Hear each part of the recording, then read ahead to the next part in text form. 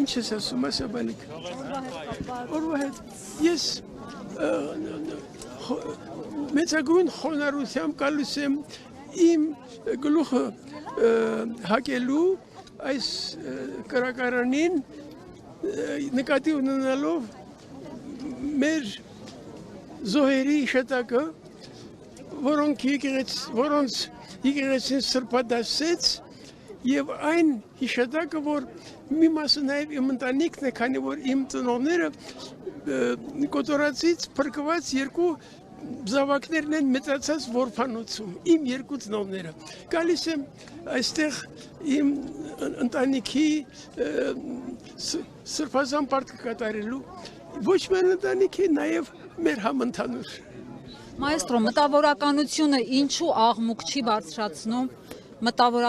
ինչու աղմուկ չի բարձրացնում, երբ որ տեսնում է, որ նույն ցեղասպանած Թուրքիայի կյանքով, այնքան փակ կյանքով եմ ապրում, 86 տարեկան եմ։ Ես չգիտեմ ով ինչ է անում, բալիկ ջան, այնքան սերունդ կա, որոնց երաժիշտների մեջ չեմ ճանաչում։ Չգիտեմ անունները չեմ լսել, որտեղ ես միայնակ եմ, մենակ եմ ապրում, կին չունեմ, երեխա մեստեղ չեն, եւ հավասիկ արդարանում եմ մասին, թե ինչու չգիտեմ, թե ինչ են անում մտավորականները։ Բայց դուք հեղինակություն եք ձեր ձայնը հասարակության համար լսել, ինչու չեք համախմբում հան։ Ես լավ չեք հասկանում, ես չեմ ուզում խոսել այս մասին։ Բայց ձեզ մեղադրում են, զուտ ուզում եմ դրա համար ներկայացնեք ձեր տեսակետը։ Պիտի մեղադրեն պիտի, այո, իրավունք ունեն երևի, ես չգիտեմ, ուրիշ տեսակ ապրել,